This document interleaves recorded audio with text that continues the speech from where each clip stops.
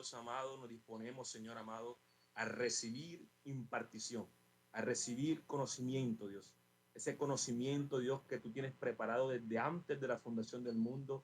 Esa cosa que ojo no vio, Señor, ni oído oyó, Señor, es la que usted tiene predestinada para nosotros. Padre, aún estamos dispuestos. Nosotros queremos, Dios, queremos conocimiento. Tenemos hambre del conocimiento. Tenemos hambre de tu gloria, hambre de tu presencia, Dios. Padre, en este momento, Dios, abre nuestro entendimiento, prepara nuestro corazón y siembra la semilla en el Señor. Padre, dice tu palabra, Dios, que uno es el que siembra, otro es el que riega, pero el crecimiento viene de ti. Anhelamos crecer en tu presencia y anhelamos crecer en este camino, Dios, que hemos tomado, Dios amado, para pelear la buena batalla de la fe. En este momento, quita todo espíritu de error, toda confusión de nuestra mente, todo lo que nubla nuestro entendimiento. Te lo pedimos en el nombre de Jesús. Padre, declaramos una mente alta, un corazón alto y preparado para recibir tu conocimiento. Respalda a tu Hijo, Dios. Respalda a tu ministro, papá. Te lo pedimos en el nombre de Jesús. Amén y amén.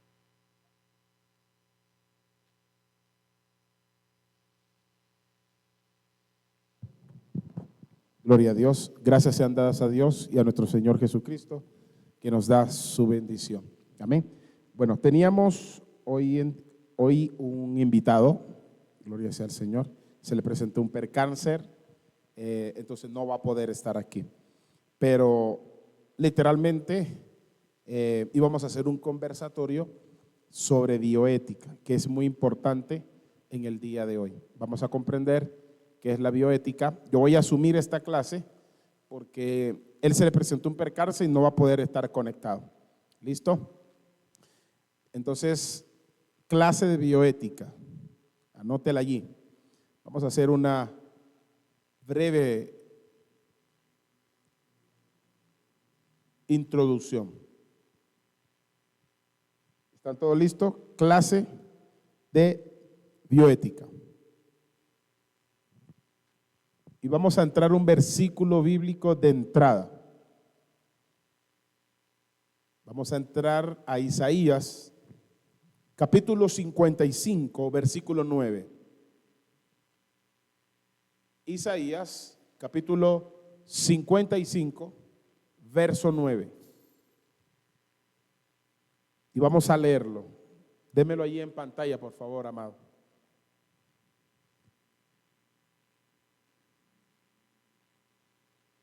Vamos a leer este texto bíblico. Gloria a Dios. La leemos con toda reverencia, honrando al Padre, al Hijo y al Espíritu Santo. La palabra de Dios dice: como son más altos los cielos que la tierra, así son mis caminos, más altos que vuestros caminos, y mis pensamientos más que vuestros pensamientos. Gloria sea al Señor.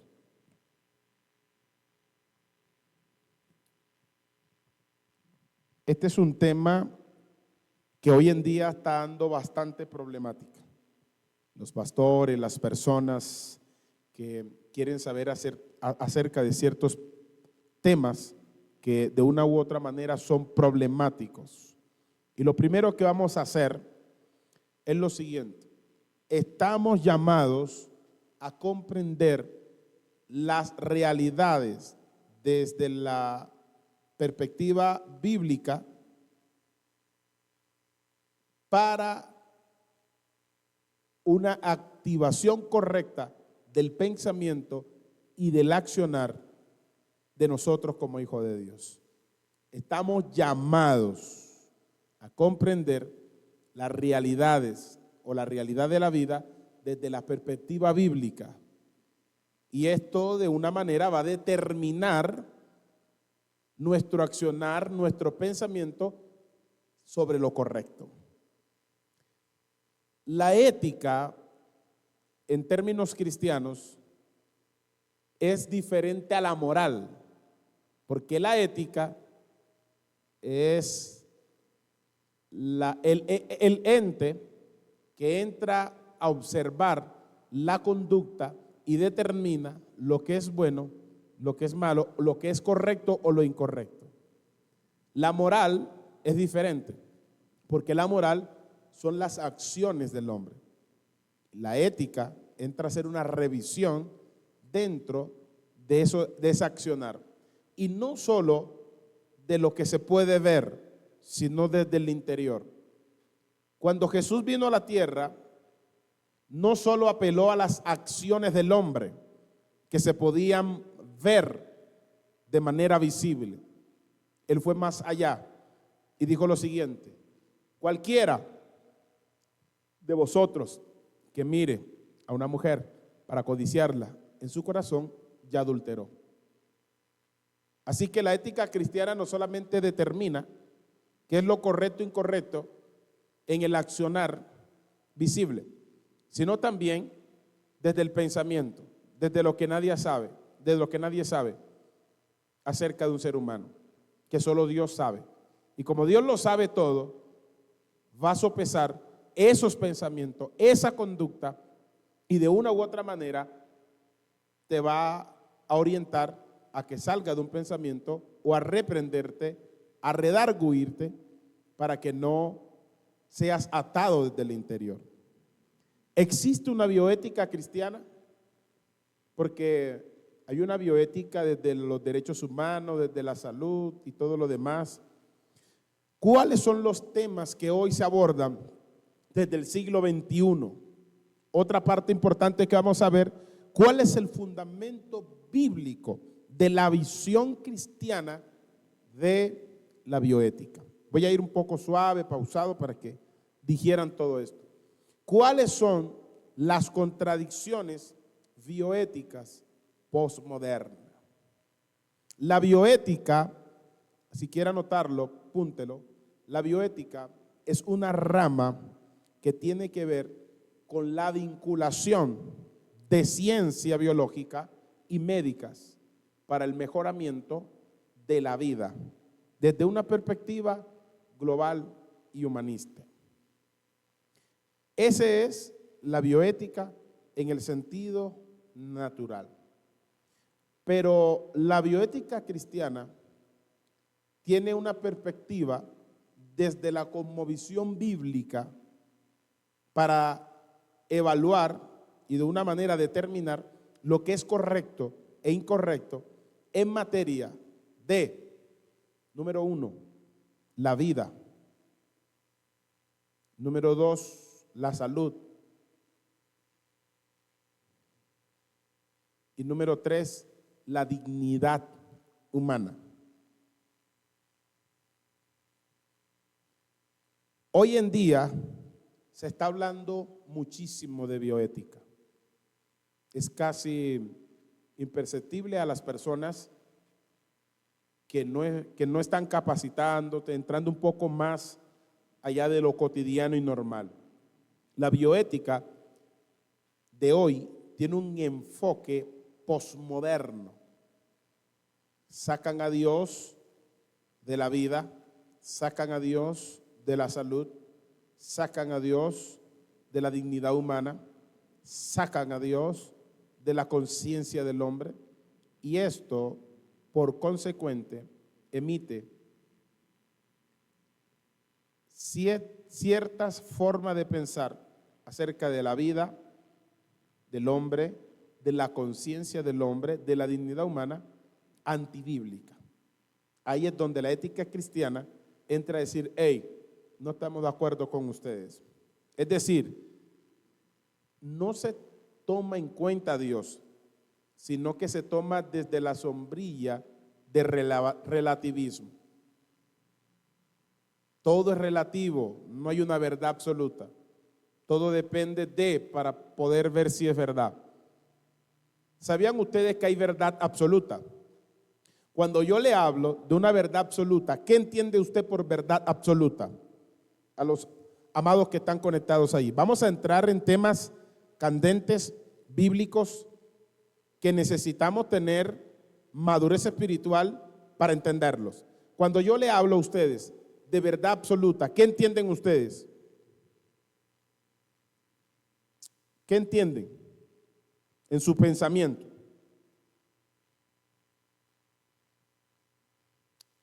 Santo es el que vive, santo es el que reina. Pastor, ¿puede repetir la pregunta, por favor? ¿Qué entienden ustedes por verdad absoluta?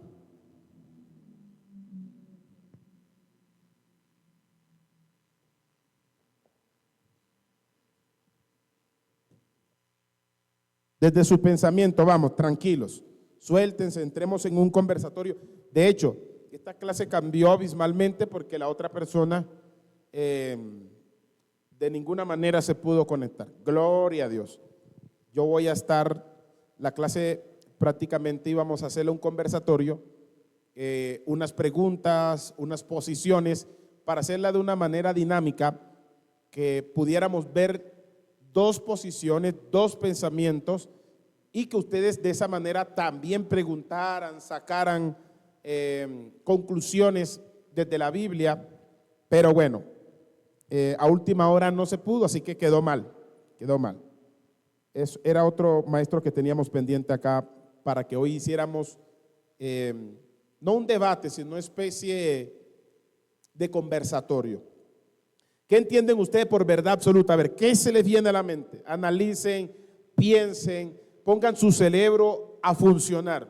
A ver, el primero, ese valiente, esa mujer valiente o ese hombre valiente. A ver, los escucho.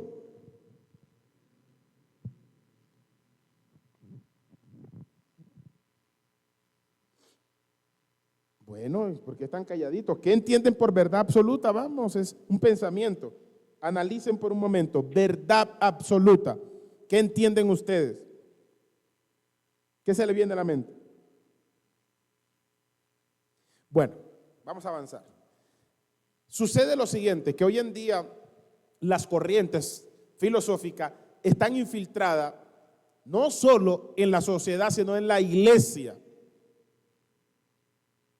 a tal punto que tomamos valores bíblicos, verdades absolutas, y hoy en día la estamos tergiversando o la están tergiversando de tal manera que lo que hoy o hace 50 años era verdad en una sociedad creciente en conocimiento, en tecnología, culturalmente, dejó de ser una verdad para convertirse en algo relativo. Es decir, que usted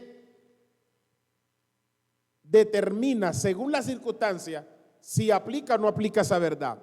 Ejemplo, matar aquí en Colombia es malo, en China es malo, en Asia, en Europa, en Inglaterra, donde usted quiera poner el derecho fundamental de la vida frente a una agresión que lleva a una persona a muerte, es malo. No solo es malo dentro del concepto cultural, sino que es pecado dentro del concepto bíblico. Se dan cuenta que algo que aquí en Colombia, por ejemplo, en el tema de dialecto, puede ser bueno, una palabra normal, coloquial, en República Dominicana o en China, es pecado, es algo que te puede llevar a consecuencias graves, mientras que en Colombia no. Esa es una verdad que no es relativa, pero una verdad absoluta es que mentir aquí en Colombia y mentir en China es pecado ante los ojos de Dios. Sea que la cultura diga que no lo es o lo es, independiente de la determinación del concepto de las personas terrenales, culturales y gobiernos, para Dios es pecado. Ahí me refiero a la verdad absoluta. La verdad de Dios es absoluta.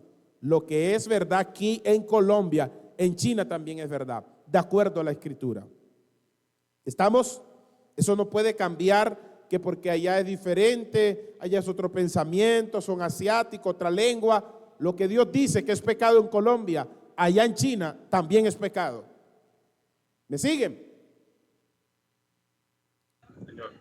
Porque hoy en día llegamos a ciertos lugares y tratamos de decir, no, aquí la cultura aprueba, por ejemplo, que tener 3, 4, 5 mujeres no es pecado. ¿Qué hacemos con esos temas culturales donde las mujeres, por ejemplo, en países asiáticos, pueden tener un solo hombre, pero el hombre puede tener diferentes mujeres? ¿Hasta qué punto cultural eso puede ser aceptable? Aquí en Colombia no es aceptable, ¿verdad? Y cuando alguien lo hace inmediatamente, las personas dicen, no está bien, eso no es moral. Pero resulta que en Asia es cultural y lo admiten dentro de la política social que tienen y dentro de su cosmovisión cultural. Ahí es donde la bioética entra a hacer un análisis exhausto desde la Biblia y decir qué es correcto y qué no es correcto. Este panorama introductorio se los quise dar para que más o menos lo puedan entender. La bioética es un campo que aborda cuestiones éticas derivadas de los avances en la medicina y en la biología, con las orientaciones y prácticas sanitarias. Y esto influye incluso en las políticas públicas que hoy en día rigen el pensamiento de la gran mayoría de la población. Y ahí es donde nos venden una serie de posturas que van en contra de la Biblia, pero como lo está diciendo el gobierno, una entidad, los cristianos no entramos a detallar y analizar profundamente desde la Biblia. Entonces, la bioética es la rama de la ética que nos brinda principios relacionados con aspectos biológicos del ser humano. Oiga bien, todos los aspectos biológicos del ser humano, la ética o la bioética nos brinda principios.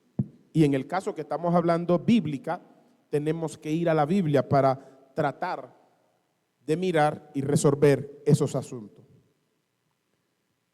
No solamente con los humanos, sino con los seres vivos.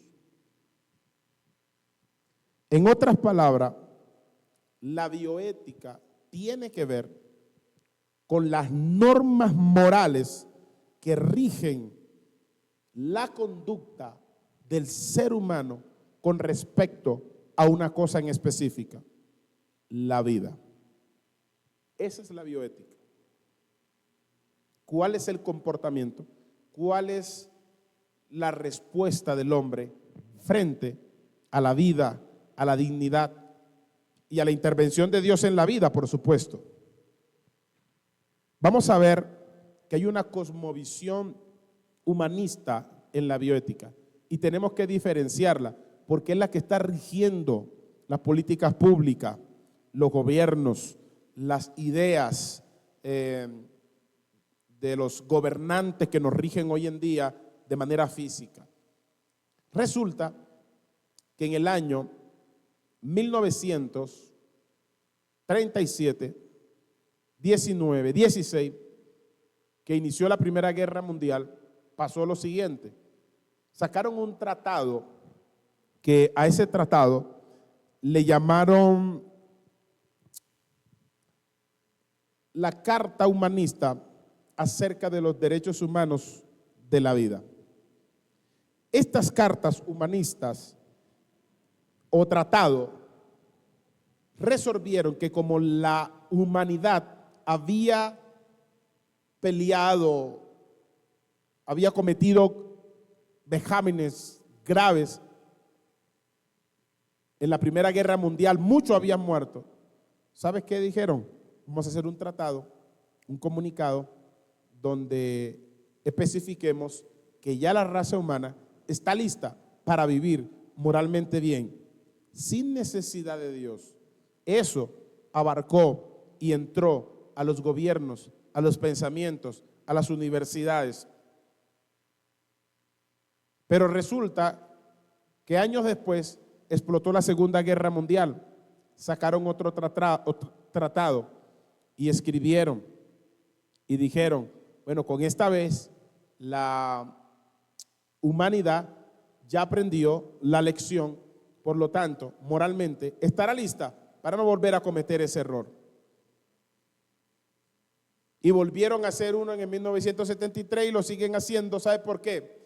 Porque en el hombre no existe nada bueno que lo pueda controlar moralmente. Lo voy a repetir. En el hombre no existe nada bueno que le pueda regular de manera moral. El hombre necesita a Dios. Y esta cosmovisión humanista planteó que el hombre no necesitaba divinidad, a Dios, ni ninguna especie de religión para vivir moralmente bien. Ahora están entendiendo de dónde vienen todas estas corrientes que van en contra de Dios, ideologías que están en el gobierno. Otras premisas de la comunidad humanista o de la cosmovisión humanista, esta vínculo de la cosmovisión humanista pone como rey y soberano al hombre. El hombre puede regir su vida, sus valores, dictar sus valores, decidir cómo vivir. Imaginen ustedes los seres humanos tratando de vivir como ellos piensan que deben vivir, sin tener a Dios en cuenta. Si es teniendo a Dios en cuenta y rigiéndonos por la palabra, frecuentemente y a cada instante cometemos pecado. Imagínate sin Dios. De estas corrientes es donde el anticristo va a tomar sus fuentes de inspiración para gobernar. Donde Dios no esté, donde Dios no sea el centro. Esta corriente humanista pone al hombre como el centro, como el autor, como el diseñador de sus propios valores y decidir cómo vivir. Ustedes no pueden caer en estas corrientes. Incluso debemos evaluar los gobiernos que hoy en día se postulan a la presidencia y que tienen una serie de bosquejos de su trabajo durante los 4 años. Tenemos que revisar eso. No quiero abordar centralmente el tema político, pero hay que mirar las propuestas de los presidentes. Los mandatarios, si en su mayoría tienen esta forma de pensar, nos van a meter cualquier cosa a nuestra sociedad, a los niños, a los jóvenes, a las iglesias, y luego decimos, oh Dios, ¿por qué no nos ayuda? Mira este gobierno que es malo. Pero con todo respeto, lo digo, ustedes mismos lo eligen por no tener una postura bíblica de cómo las propuestas pueden llegar a nosotros. Y las aceptamos simplemente porque simpatizamos por la cara del presidente o de la que se está lanzando como presidente, de cualquier candidato, y comenzamos a mirar su vestidura, su forma de vestir, su forma de ser, y simpatizamos. Pero la gran mayoría, más del 95% de las personas, votan ignorantemente de las propuestas. Óigase bien, un dato muy curioso, que más del 95% de las personas votan ignorantemente acerca de las propuestas del gobernante. Luego nos quejamos, y incluyo a toda la parte cristiana. Luego nos quejamos, ¿por qué quieren aprobar el aborto? ¿Por qué están desvalorizando la dignidad humana? ¿Por qué están permitiendo que haya una manipulación genética en el país? ¿Por qué están permitiendo que un hombre que se percibe mujer de un momento a otro diga que en su sentir, por percibirse que es mujer, se haga un tratamiento hormonal y un trabajo quirúrgico para ser una mujer, aunque en esencia jamás va a dejar de ser hombre? Y luego que nos venden estos, sacan propuestas para que esas personas lo hagan libremente. Luego los cristianos dicen, oh, están permitiendo la sodomía, Dios mío, ayúdanos, Dios mío, socórrenos de esta generación mal y perversa. Pero nosotros de alguna manera no estamos siendo freno a estas prácticas que van en contra de Dios. Ahora, la cosmovisión bíblica en temas bioéticos, luego de ver algunas premisas de la cosmovisión humanista, vamos a revisar varias premisas que forman parte de la cosmovisión bíblica, que están relacionados con los temas bíblicos. Vamos a ir al libro de Job, capítulo 1, versículo 21. Les dije que les voy a hablar de manera bíblica sobre los temas acerca del aborto, el tema de la manipulación genética, la anticoncepción, la eutanasia. Vamos a ver unos 4 o 5 temas bioéticos y se los voy a ampliar en la próxima clase. Van a aprender a cómo resolverlo. Pero en la próxima clase, porque como les digo, había una persona que estaba invitada y nos quedó mal. Esto lo estoy haciendo yo en el momento de lo que ya conozco del tema, sin preparar clase, porque no preparé clase. Vamos a Job, capítulo 1, versículo 21. Gloria a Dios. Por eso los maestros tienen que estar preparados. Aquí yo no puedo salir, oiga, es que nos quedó mal el maestro, entonces yo no puedo dar clase. No, yo no preparé la clase, pero tengo que ser responsable con esto, porque era un conversatorio donde yo le iba a hacer unas preguntas e íbamos a tratar. Usted da para todo. Gloria a Dios, mi pastora. Dios te bendiga. Un abrazo. Dios bendiga más. Se le quiere de aquí de la Florida. Amén, amén. Un abrazo para ti desde acá de Colombia, Bogotá. Amén. El sábado que viene, con la pastora, que es profesional también en el área de ética, vamos a tratar también hacer un conversatorio. Vamos a sacar una media hora, o 40 o una hora de esa clase, y vamos a hacer un conversatorio sobre ética. Sé que les va a encantar, porque necesitamos la ética ministerial dentro del desarrollo en el campo del ministerio que Dios nos ha dado, del servicio que hacemos en la iglesia. Mire lo que dice la palabra de Dios. Job capítulo 1, verso 21. Y dijo: desnudo salí del vientre de mi madre, y desnudo volveré allá. Jehová dio y Jehová quitó. Sea el nombre de Dios que bendito. Si se da cuenta, en el libro de Job encontramos la siguiente declaración: desnudo salí del vientre de mi madre, y desnudo volveré allá. El Señor dio, el Señor ¿qué? Quitó. Sea el nombre de Dios ¿qué? Bendito. Ahora, se desprende una importante premisa de la fe cristiana sobre la vida. El hombre, escuche bien, no da la vida, Dios da la vida. Esta primera premisa es importante para que tomemos una posición firme acerca de la vida y de la dignidad de la vida. El hombre no da la vida. ¿Quién da la vida? Dios. Desde esa premisa es importante para que comencemos a darle un valor a la vida de la manera como Dios la mira, no como el hombre la mira. Lo que pasa es que estas corrientes que van en contra de Dios, que creen que Dios es un Dios separado o divorciado de la creación, pero no es así, porque Él es inmanente. La palabra inmanente significa que Dios está en control de la creación.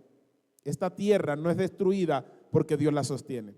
Job dijo que Él cuelga la tierra sobre la nada. Job capítulo 26, versículo 13. Él es el que tiene la tierra en su mano. Ahora, lo que entendemos de esto es una cosa importante, que Dios es soberano sobre la vida. Entiéndase eso. Dios es soberano sobre la vida. La palabra soberano es que tiene total autoridad sobre la vida. A su nombre sea la gloria. No es el hombre, es Dios. Así que Dios es el dueño tanto del cielo como de la tierra y de todo lo que en ello existe. Cuando leemos la palabra de Dios en Deuteronomio, se lo voy a leer acá, dice: ve ahora que yo soy el Señor y fuera de mí no hay Dios. Yo hago morir y hago vivir. Yo hiero y yo sano, y no hay quien pueda librar de mi mano. Deuteronomio capítulo 32, versículo 39. Si lo podemos leer, va a ser importante. ¿Qué implica esto, amados? Que a la hora de considerar el aborto, la eutanasia, el suicidio, debemos recordar claramente lo que Dios ha dicho en su palabra. Yo soy el que doy la vida y yo soy el que la quito. Antes de considerar que el doctor tal dijo, que la doctora tal dijo, y cuando tú entras a hacer una revisión profunda, el doctor es ateo, la doctora es atea, el doctor es homosexual o es lesbiana a la una, y me refiero con todo respeto, pero desde esas posturas aprenden, no desde la Biblia, sino desde las corrientes filosóficas, y sus posturas no están nada de acuerdo con lo que Dios postula acerca de la vida. Y es justo ahí donde el cristiano, por falta de conocimiento, de saber las verdades bíblicas, toma un pensamiento y una postura de acuerdo a lo que dice un doctor que no tiene nada que ver con Dios. Si usted es un hijo de Dios, nació de nuevo, el consejo de Dios es más importante que ese doctor. ¿Lo tienes allí? Por favor, colócalo para que lo leamos. Deuteronomio capítulo 32, versículo 39. Te escucho, hijo. Pero nosotros como ministros de Dios debemos respetar la fe del creyente con respecto a lo que acaba de decir. O sea, no imponerle que crea totalmente en Dios, o sea, en su pensamiento, si es su fe, creer en la ciencia, hay que respetárselo. O es ético ese pensar o errado. Hasta cierto punto. Tenemos que ser radicales, obviamente, con lo que, si es algo que tú sabes que está llevando a alguien a errar en contra de la divinidad, de lo que Dios dice, no es que te vas a ir en contra, pero sí hay que sacarlo del error. Por eso la palabra de Dios dice que contendáis fervientemente contra la fe, a favor de la fe, la cual algunos se apartaron. Y contender es defender, entrar en una postura seria de lo que Dios dice, contrarrestando la falsa postura.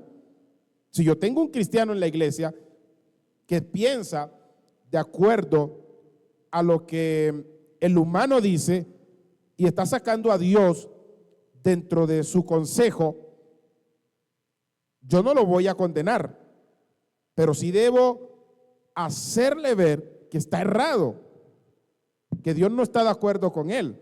Y si es un cristiano, pues debe estar de acuerdo a Dios, sin imponerle obviamente.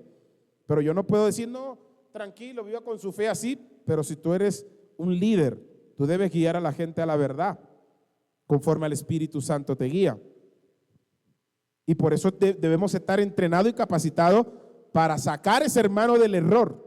Si no quiere salir y se cierra a crecer, a mejorar y a salir de la mentira para entrar en la verdad, lo ponemos en oración.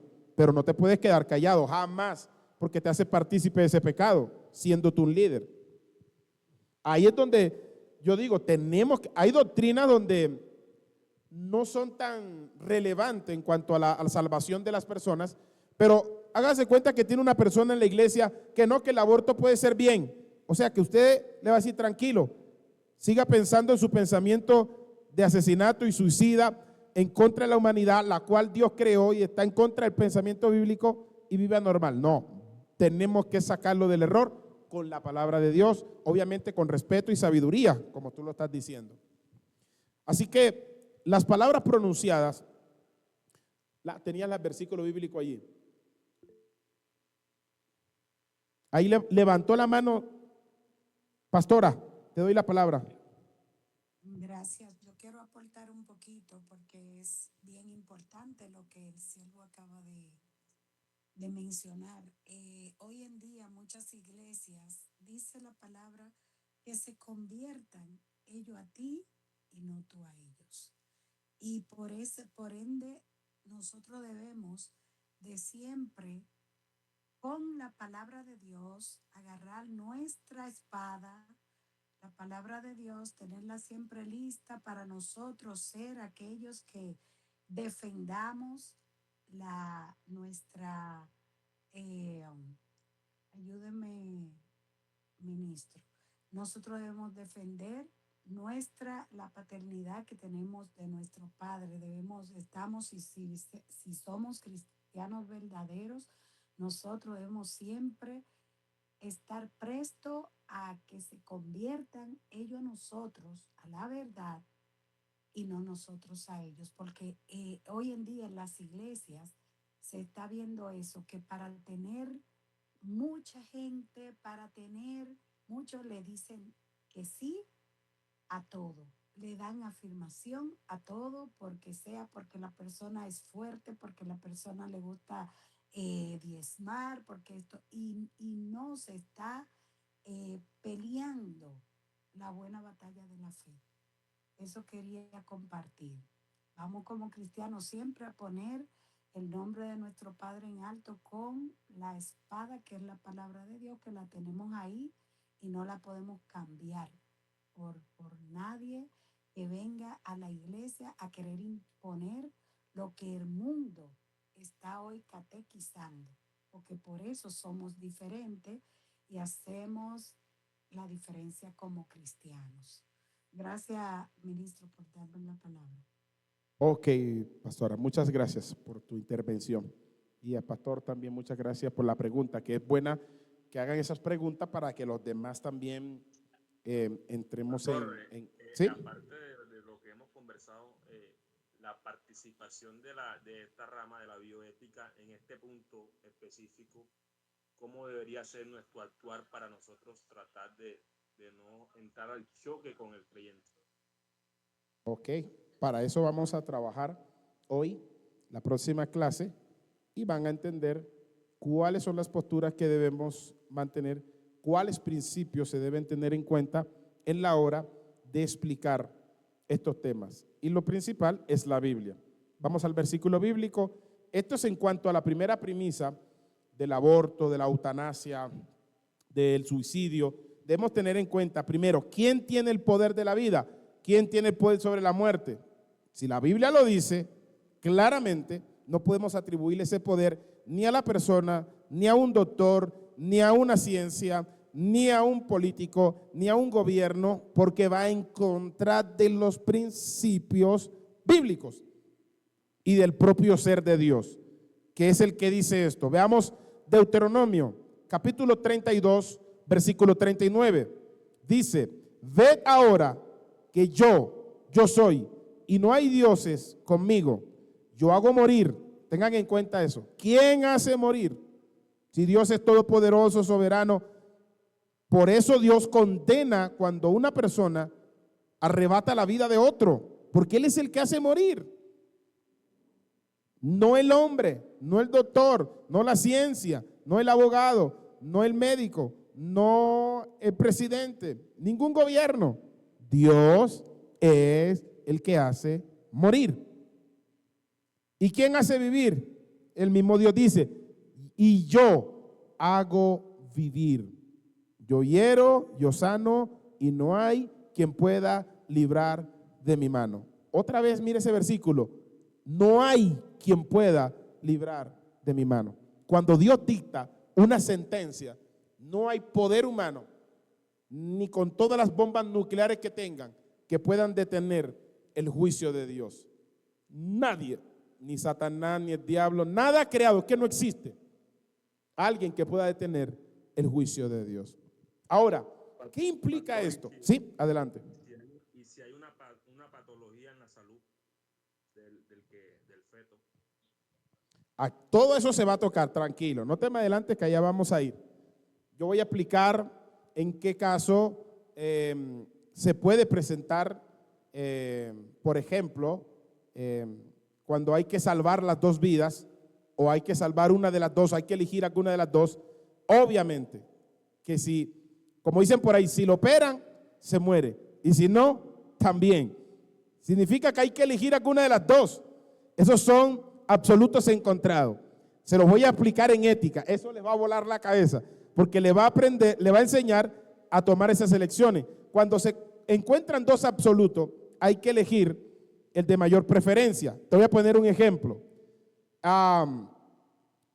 Dios le dice a Israel, vayan, crucen a Jericó y destruyan la ciudad. Oiga, Dios le dice, no matarás, y luego les dice, vayan y destruyan la ciudad y mátenlos a todos. El mismo que dijo, no los mate, no matarás, porque es pecado, ahorita dice, vayan y acábenlo. Dos absolutos encontrados. ¿Qué haces tú? Es igual cuando hay un policía de tránsito parado en un semáforo y resulta que el policía te dice, aunque esté el semáforo en rojo, que es transgredir una ley.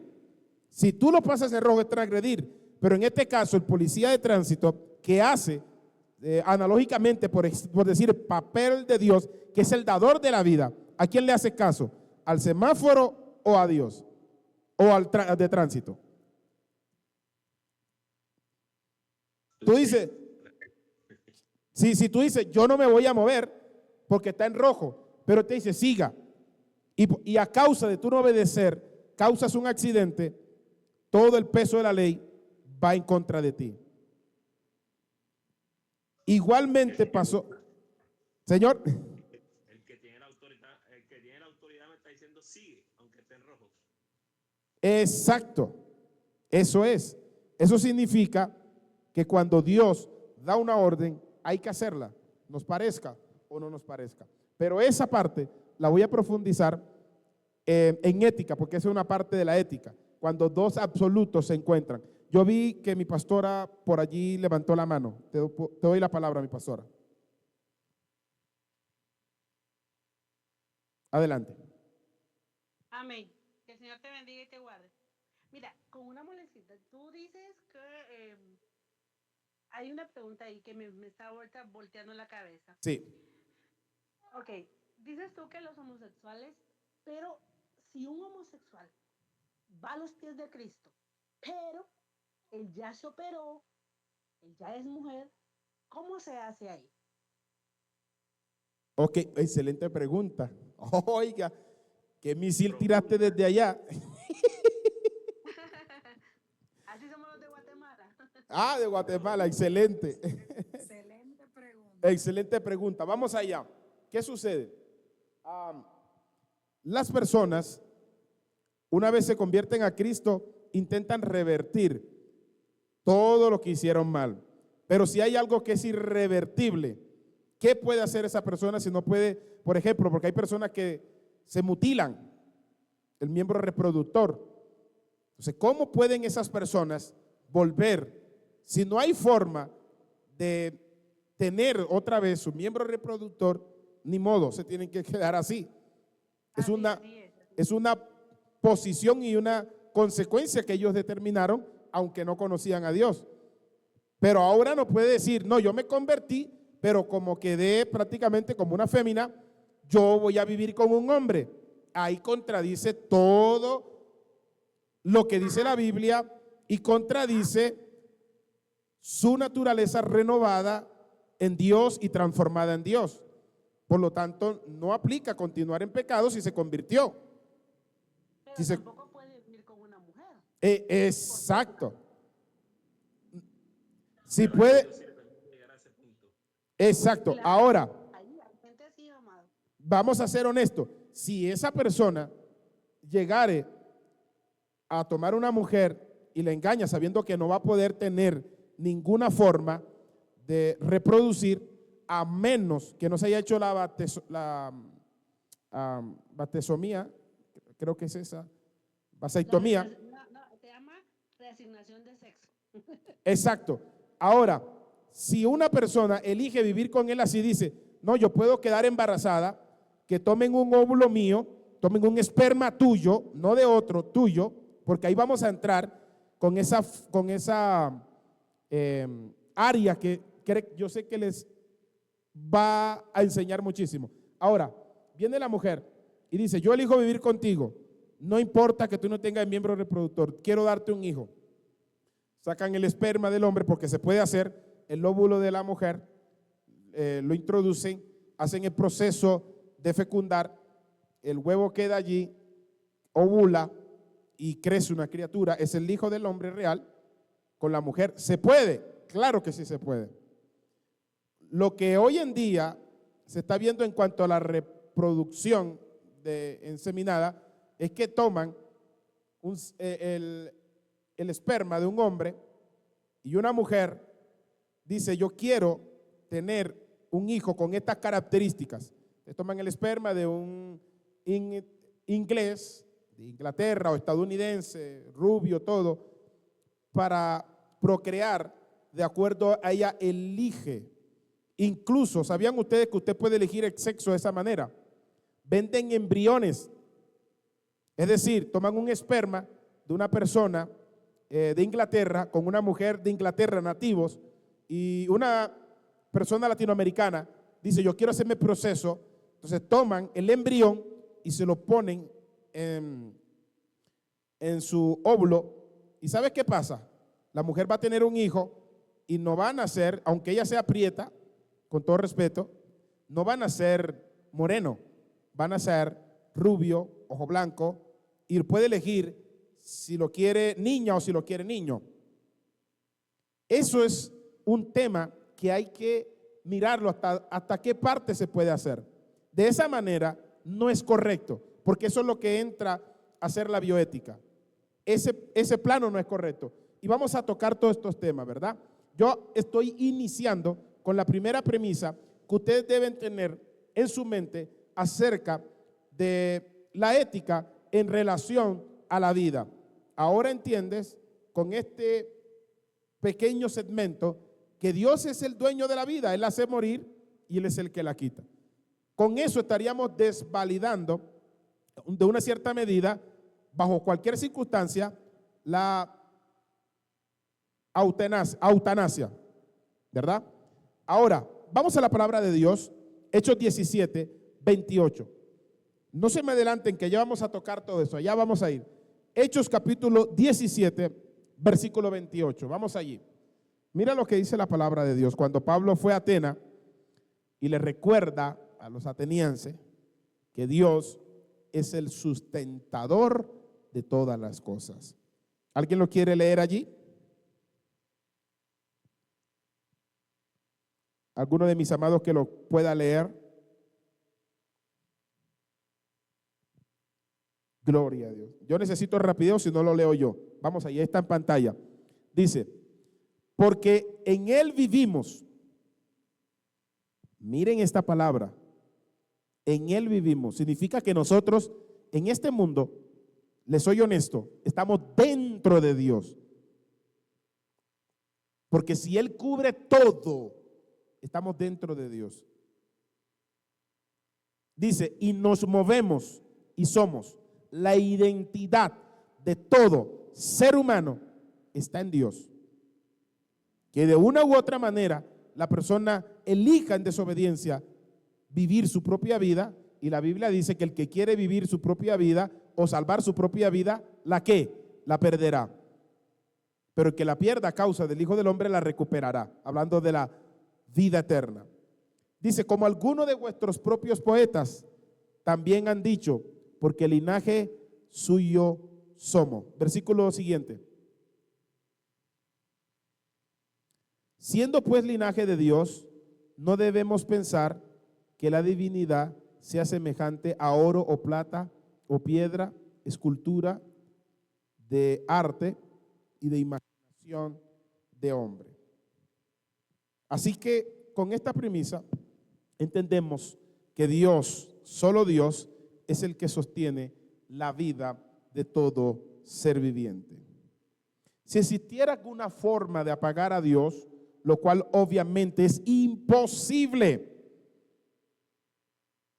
el universo entero colapsaría. Significa que aunque el hombre saque a Dios de sus pensamientos, de sus elecciones, no significa que Dios no sostenga su vida. Por eso algún día rendiremos cuenta al Señor. Todo ser humano moriría instantáneamente en el momento que si Dios apagara, lo cual es imposible. Dios nunca se va a apagar. Él es todopoderoso. A su nombre. Otra premisa de la cosmovisión cristiana es que el fin no justifica los medios. Lo voy a repetir.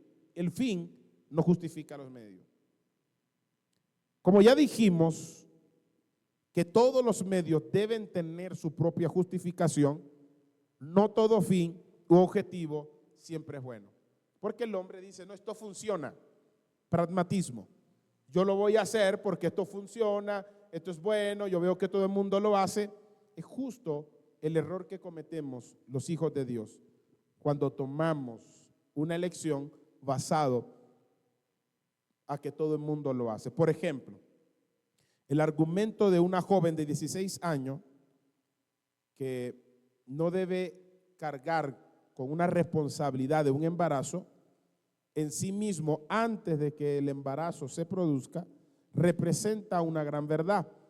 Una joven, por ejemplo, de 16, 15, 14 años, que no tiene la capacidad de criar un hijo en tan corta edad. Ahora bien, una vez producido el embarazo, ese argumento es completamente inválido. Yo he conocido personas que han tenido hijos a los 14 años y han sido capaces. Entonces usted puede sostener que antes del embarazo usted tiene esa postura.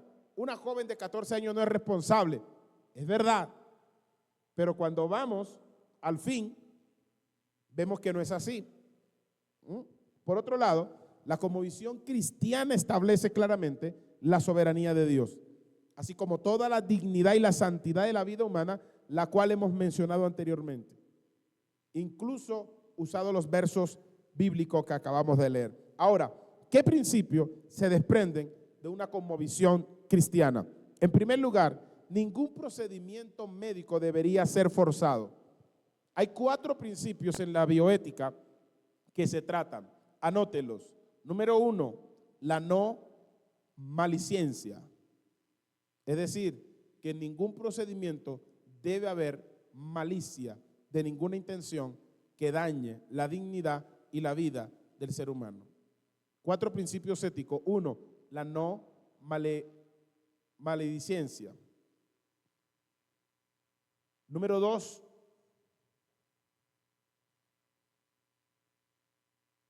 la no maledicencia. Número 2,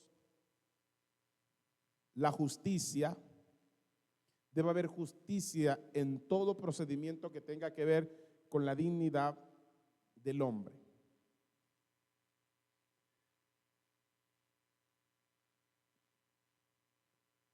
Número 3, la autonomía.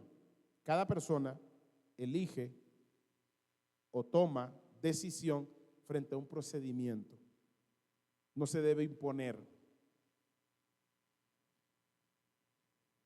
Y se debe considerar lo opuesto a la maledicencia, lo bueno, lo correcto y lo que beneficia. Sería la beneficencia, que todo proceso debe beneficiar de manera correcta a cada paciente. Es decir, que un proceso médico no debe ser forzado. Este es un principio ético que no está contenido en ningún versículo bíblico en particular, pero es tan claro a la luz de lo que la Biblia establece. Ahora, una forma de ilustrar, por ejemplo, la violación de este principio ético, lo podríamos ilustrar de la siguiente manera. En el caso que ya hemos mencionado, por ejemplo, de países como China, como India, que han forzado enormemente a cantidades de mujeres a esterilizarse. Aquí viene otro punto, porque tenemos que ver la cosmovisión cristiana en estas problemáticas que estamos viviendo en pleno siglo XXI.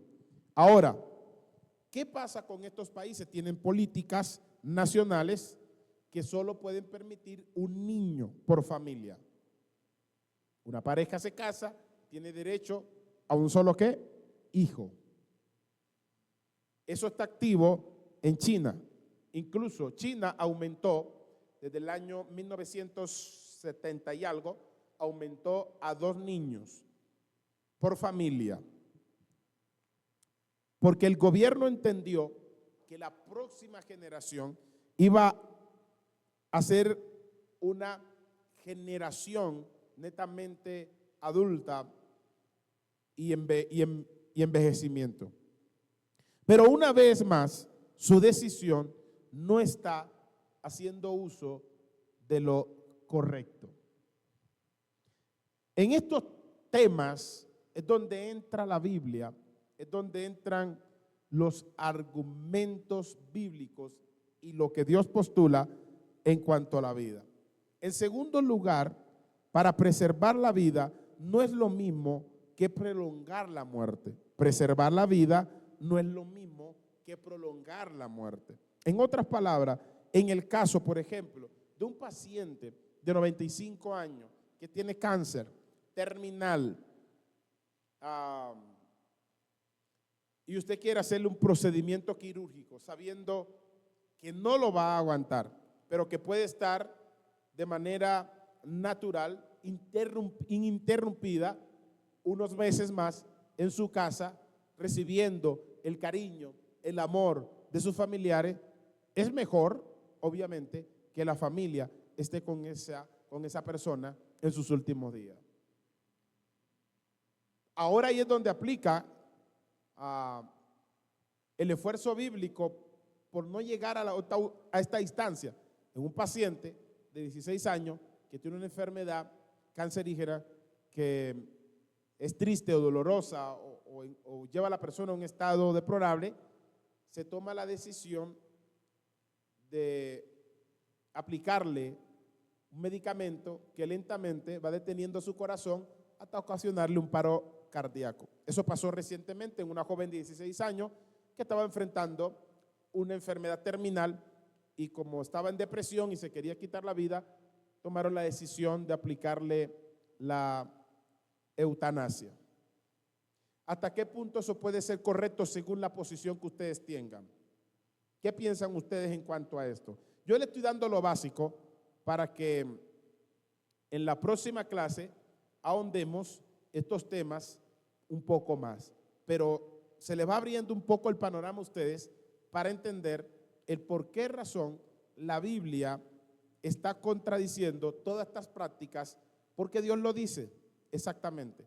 A veces no es tan explícito con palabras textuales, pero la Biblia lo desarrolla en todo su músculo doctrinal lo correcto. ¿Qué es lo correcto en estas situaciones? Si Dios es el que hace morir, nosotros debemos permitir que la muerte tome el curso natural conforme Dios lo decida, la hora, el tiempo del paciente. No podemos tomar una decisión autónoma como seres humanos de interrumpir la vida del paciente o de una persona.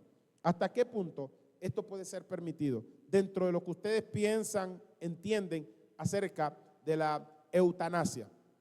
¿Creerían ustedes que se podría una persona llegar a esas instancias de suspender la vida? Ahí levantaron la mano, pastora, y Evelyn también levantó la mano. Les doy la palabra. Ok, mira, con eso lo que tú dices, en algunos casos es cuando ya la enfermedad ya llegó a mayores, que ya no hay trasplante, ya no hay quimio y no hay nada que hacer. Entonces le dan como que la opción a las personas de decir, bueno, mire, fíjense que ya su paciente ya solo está respirando por el aire artificial. Entonces ahí le toman ellos le dicen, bueno, entonces hay que desconectarlo y para que ya no sufra. A mí me pasó igual. Yo sufrí un accidente y a través de eso me salieron unas bolitas en mi matriz y fui a cirugía. Dentro de la cirugía estaba otra persona, también con el mismo caso, pero a ella no le pidieron como autorización para quitarle su matriz. En cambio a mí llamaron y dijeron, mire, ¿qué le hacemos? ¿Le quitamos la matriz o se la deja o se la dejamos? Entonces, en ese tiempo yo estaba soltera y mi mamá dijo, no, se la deja. Entonces la otra muchacha no tuvo chance de decir, miren, déjenmela. Ahí es donde el padre, bueno, dice, bueno, entonces ella es escogida porque va a traer una vida, va a traer dos vidas. En cambio la otra, eh, por cualquier cosa, ella puede estar, se puede quitar la vida por el cáncer. Entonces, ahí es donde yo digo que sí es permitivo que el padre como que da un chancecito para que eso pase. No sé qué tú piensas. Para que pase que intervengan a la persona y le puedan suspender la vida. Exactamente. Ok, de ninguna manera, obviamente, según la Biblia, el hombre está autorizado para interrumpir la vida por cualquier motivo y duro que sea la circunstancia. No podemos llegar a esas instancias. Y lo que tú estás diciendo, dentro de los apuntes que también tengo acá, los médicos deben respetar y considerar a los familiares. Ahora, exacto, un consentimiento. ¿Sí? Disculpe. Rosiris.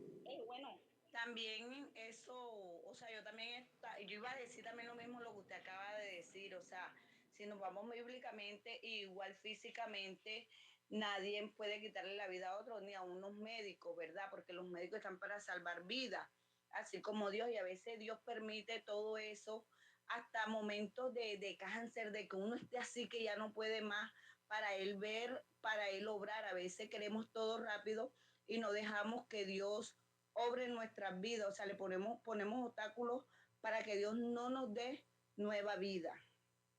Y Él es el único que puede quitar y dar vida.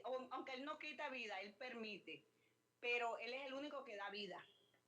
Ok, ya le vamos a dar la palabra a y también a la pastora Damari, pero miren, déjenme terminar este pedacito y ya le doy la palabra a la siguiente. Viene Juliet y después la pastora Damari.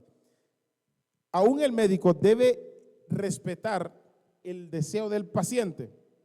Si el paciente no quiere un procedimiento que lo lleve a una interrupción de su vida, el médico lo debe respetar por encima de lo que la familia quiera decidir. Primer paso, el paciente. Segundo, la familia. Cuando el paciente es inconsciente o no está en la capacidad de tomar esa decisión, obviamente el ente más cercano para tomar una decisión en cuanto a esa persona es la familia. Ahora, si es que está consciente y en las condiciones de expresar su voluntad. Pero ahora quizás sea conveniente llevarlo a casa para que pueda estar con su familia y pasar el resto de su vida, en vez de dejarlo un mes más en cuidados intensivos donde no puede ver a nadie ni recibir visita. Entonces resulta que hacer todo lo posible para prolongar la muerte, que a la larga es inevitable, no es lo mismo que procurar reservar la vida humana, como en el caso de la persona que lucha contra un aborto. Ahora, ya le doy la palabra. Tercero, la eutanasia activa no es igual a permitir la muerte. ¿Cómo así? Como ya mencionamos anteriormente, la eutanasia activa tiene lugar cuando alguien activamente le quita la vida a un paciente terminal. Oiga esto, la eutanasia activa tiene lugar cuando alguien activamente le quita la vida a un paciente terminal. Por ejemplo, cuando se le inyecta con una sustancia química que le cause un paro respiratorio al paciente. Hacer eso no sería lo mismo que permitir que la enfermedad tome su curso normal y la persona deje de respirar cuando Dios así lo decida. En esos casos estaríamos permitiendo la muerte del paciente sin hacer nada para acortarle la vida intencionalmente y activamente. Ojo aquí, cuando hay una acción intencional y activa de interrumpir la muerte, estamos entrando e interrumpiendo también la soberanía de Dios en la persona. ¿Quién es el que hace morir? Dios. Pero yo quiero tomar esa decisión. Yo soy el que mando en mi vida. Recuerde, todo ser humano, por muy grande que se vea en la tierra, tendrá que rendirle a Dios cuenta sobre su vida, sus hechos, todo su ser. En fin, no somos dueños de nosotros mismos. Tenemos que entender eso. muchos de estos procesos médicos tienen que ver de una u otra manera con varios principios éticos que necesitamos manejar para entenderlo de forma cabalmente, diría yo en ese aspecto. Conocer bajo estas premisas. Teníamos que entender que existen formas artificiales y formas naturales de sostener la vida. Una forma artificial de sostener la vida sería, por ejemplo, cuando hay una diálisis renal. Una forma natural de sostenimiento de la vida es proyectando oxígeno, hidratación y alimento al paciente. Esto estaría prolongando la vida de manera sana y saludable, claro que sí.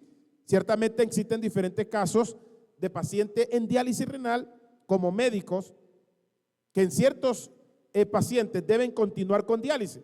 El suspenderle la diálisis es obviamente de una manera no intencional, porque si el paciente dice no quiero que me hagan diálisis, de una manera natural, el paciente está dejando que la enfermedad tome su curso hasta llevarlo al deceso. Existen diferentes casos de pacientes con diálisis renal y hay que entender lo siguiente: los pacientes deben continuar en diálisis cuando ya no tienen más opción. Cuando hay un paciente que de 90 y algo años que está en cuidados intensivos, entubado, con neumonía y fallo pulmonar, ¿qué le pueden realizar más a ese paciente sabiendo que si lo operan se mueren y si no también? Un ejemplo, en este caso, aunque los familiares lo requieran, debería aconsejarle el médico que es mejor dejar que la enfermedad tome su curso y la persona ya no esté más en esta tierra.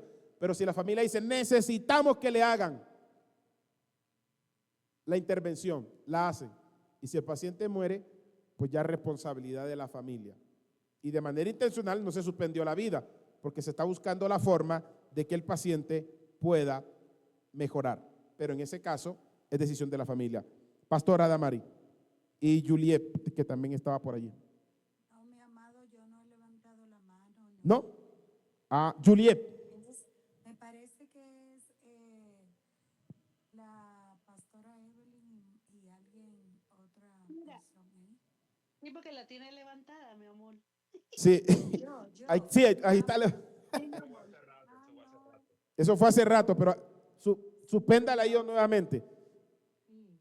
Exacto. Ahora Evelyn levantó la mano. Juliet, si estás por Ok, allí. sí, ok, so, mira, o sea, ya hablamos de eso. ¿Y ahora qué hay con la pena de muerte? Porque es una, o sea, quitar la vida también. ¿Qué Ok. tiene que ver con eso? Excelente pregunta. Excelente pregunta. Qué Porque en bombardeo. mi país, Combativa, esa es combativa. en mi país, Guatemala, ¿Sí? en mi país, Guatemala, hubo un tiempo de pena de muerte. So, viene y los derechos humanos y se metió o sea, desactivó esa ley.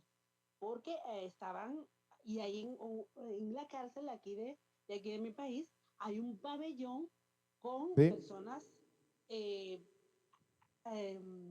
sentenciadas a muerte. Ahí dime, ¿cómo le hacemos? Porque eso es también quitarle la vida a alguien, pues. Ok.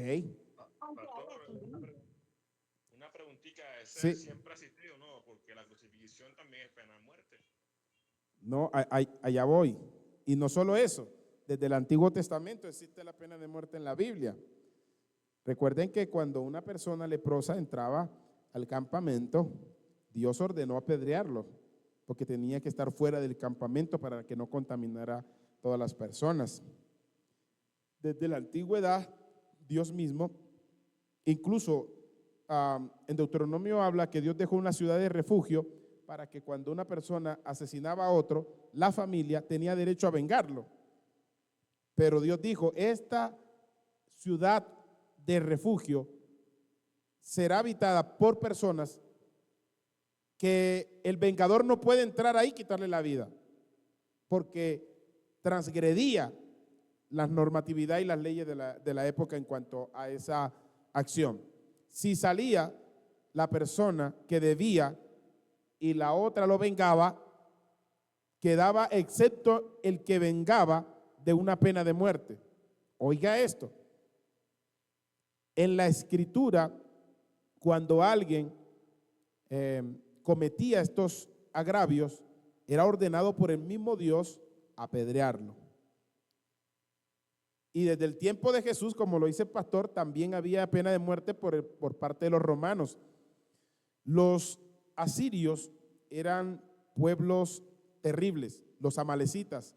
Cuando Saúl fue a destruir a los amalecitas y Dios le ordenó que los destruyera, no es porque era un pueblo que Dios dijo, me place que lo destruyan. Eran las personas más crueles de la época, eran brujos y que desmembraban a sus contrarios, eran sanguinarios, eran maldadosos. Y cuando Dios llegaba a esas instancias, no simplemente era porque le placía, sino porque habían unas instancias muy graves para llegar a esos extremos. ¿En qué parte la pena de muerte sería válida dentro de la Biblia? Vemos que el mismo Dios la ordenó, y aunque depende de las diferentes posturas, por ejemplo, no estaría de acuerdo con la pena de muerte, sino que la persona pagara el resto de su vida en una cárcel si cometió, por ejemplo, una barbaridad. Un ejemplo, pongamos un ejemplo, Hitler. ¿Qué condena le dieran ustedes a Hitler? Mató a más de 6 millones de judíos y en esa segunda guerra se provocaron más de 60 millones de muertos. Si ustedes fueran un juez y estuvieran frente a Hitler, ¿cuál sería la pena que le darían por sus delitos? Les escucho. Uno por uno de los que están allí, a ver, que opinen todos.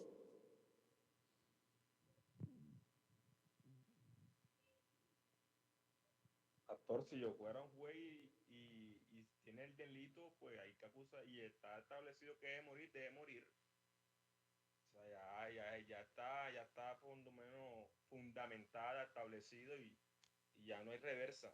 Si él cometió un delito y el delito deriva a la pena de muerte y debe morir. Usted le daría pena de muerte. Ok. ¿Quién más opina dentro de lo que puede, dentro de su posición ahora en su pensamiento? ¿Cómo juzgaría usted a Hitler?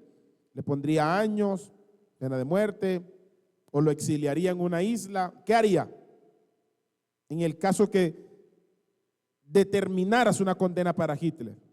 Evelyn. Amén. So, mira, yo lo llevaría a una isla. No le haría pasar lo mismo que le hicieron a las personas, pero lo pondría en un tiempo y le diría, mira, aquí te vas a quedar y vas a pasar tu propio proceso solo. Ok.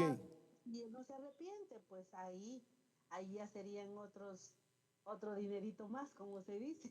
Ok, tenga en cuenta que mató de manera cínica a 6 millones de judíos y millones de personas que murieron ordenadas por él en la Segunda Guerra.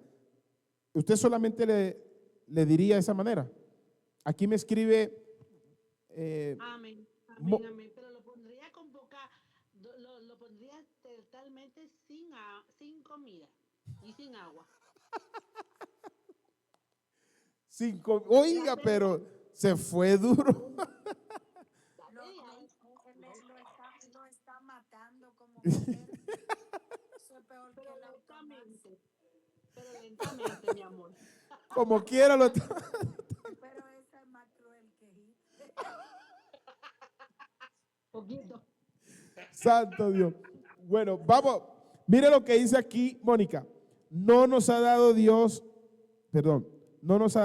pena de muerte a pesar de nuestros pecados. Bueno, está en un tono reconciliable. Mónica, si tuvieras a Hitler sabiendo que acaba de matar con una barbaridad 6 millones, ¿sabe lo que son 6 millones de personas? De manera intencional pero terrible. Yo me vi todas esas historias, todo ese documental de principio a fin me lo vi. Y uno no le queda más nada que llorar y decir, wow, Señor, qué impotencia. Pero, Mónica, ¿qué pensarías tú? ¿Qué pena le darías?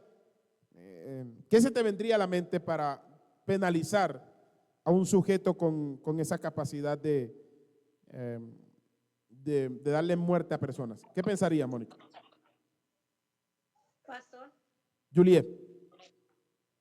pues yo espiritualmente, pues primero oraría por él, ¿cierto?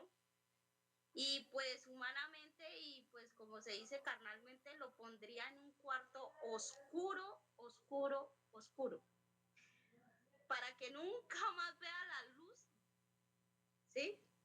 ¿Por qué? Porque pues de todas maneras, pues, y pues se le cortarían como muchos beneficios, ¿sí?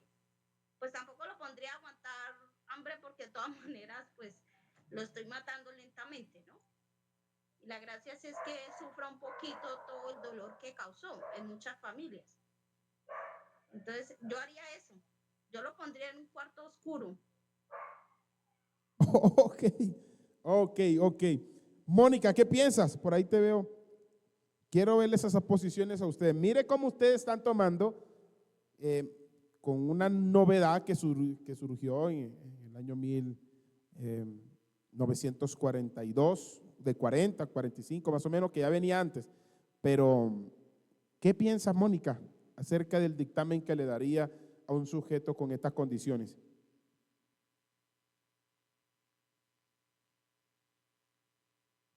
Bueno, Mónica escribe, no sé si puedes dialogar. Bueno, por ahí ella está dejando su mensaje. Dios nos ha dado misericordia, no estoy en el trono de Dios. Su pena sería servicio social con los mismos que han atacado. La justicia no puede estar en mi mano, la compartiría cárcel con dignidad bajo la justicia humana.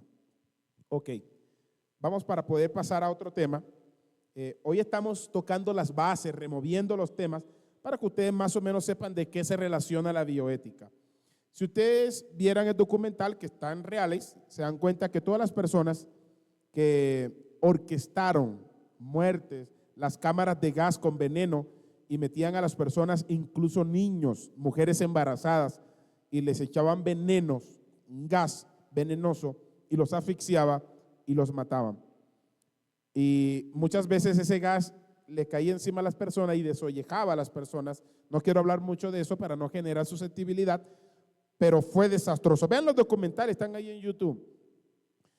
En el momento usted entraría en una impotencia y diría, no, a esta persona hay que darle pena de muerte, esta persona, nosotros juzgamos según nuestro criterio y nuestro juicio, ¿verdad?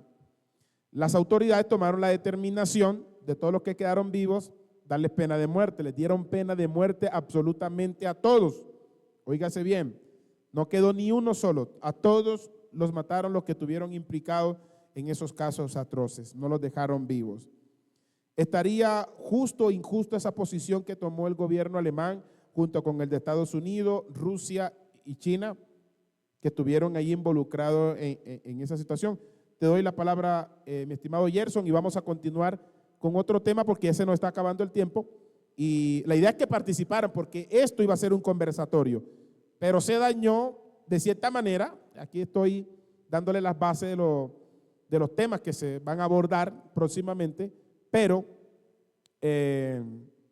no descartamos que podamos darle bastante participación, porque la idea era esa. Pastor Gerson. Pastor, quiero compartir una experiencia hace poco y con respecto a los procedimientos. Sí. Una hermana tenía a su madre hospitalizada, su creencia es testigo de Jehová y necesitaba una transfusión de sangre, pero en su creencia ellos no reciben transfusión de sangre. Entonces los médicos pues respetaron su decisión y lo que hicieron fue mandarla para la casa. Ok, ¿hasta qué punto podría ser eso viable? Cuando se trata de prolongar la vida de manera que usted tendría que donar un órgano para que otra persona continuara viviendo, dentro de lo ético y moral, no está mal. Siempre y cuando en función de que la otra persona continúe con vida. no está explícitamente en la Biblia ese tema, pero cuando abarcamos todo el corpus o el cuerpo de la doctrina bíblica, si usted, por ejemplo, hay un familiar, esto es de carácter de prójimo. Si la Biblia dice que ames a tu prójimo como a ti mismo, y si puedes donar un riñón a una persona, no solamente que sea familiar, que pueda prolongar sus días, quizás de una manera un poco más deficiente, pero que pueda seguir viviendo, y usted lo puede hacer, está dentro del concepto de amar al prójimo como a sí mismo. Sería pecado que tú le dieras un órgano o donaras sangre a una persona para que siguiera viviendo. Igual la vida de esa persona está sostenida por Dios, pero igual Dios nos colocó en una posición de ayudar al prójimo. Y esa es una ayuda, y es mi prójimo. Y aunque no está explícitamente en la Biblia, dona sangre, o si donas malo, y si no lo donas también, y si lo puedes donar, y si no, no está explícito. Pero dentro, yo tenía una parte ahí escrita, dentro de ese tema que le estoy tocando, en el tema de donar un órgano, ¿hasta qué punto se podría? Sí se puede. Sí se puede. Incluso cuando la persona fallece, a veces queda el corazón funcionando, que eso es un caso que sucedió el año pasado, o hace 2 años. Una madre permitió que su hijo, que murió de muerte natural, le donara el corazón a una persona que estaba a punto de morir. Y la persona está viva. ¿Estará esto mal? No. Pensó en su prójimo, y si lo ama como a sí mismo, está haciendo un bien a su prójimo. ¿No le está haciendo un bien? Pues claro, le está prolongando los días. Dentro de esa premisa cabe el que una persona pueda donar un órgano o pueda donar sangre a una persona con tal de que prolongue sus días. Ahora, un caso muy diferente, cuando usted no dona un órgano por amor a su prójimo, sino que usted vende el órgano. Ojo aquí cambia todo, porque ya usted no está haciendo y promoviendo la intención de amar al prójimo, sino el valor propio de sí mismo, es decir, mi beneficio. Eso es egoísmo. Y dentro de la economía bíblica, usted está pecando, porque usted está haciendo algo bajo la premisa de su egoísmo, mas no bajo el amor. Ojo, aunque usted salve la vida, su acción no fue la correcta, aunque lo que hizo estuvo bien. Ojo aquí. ¿Sí entendieron esa parte?